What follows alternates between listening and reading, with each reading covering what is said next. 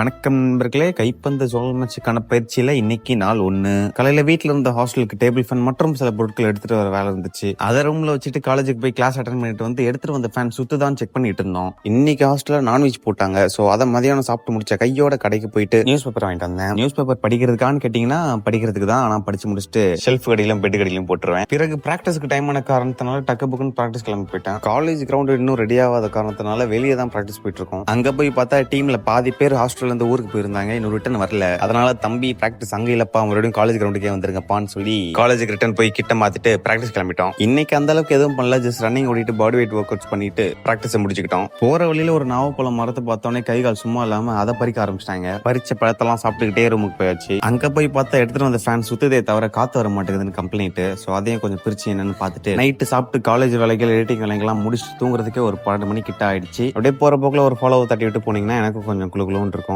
மீண்டும் நாளை சந்திப்போம் நண்பர்களே. அவ்வளவுதான்.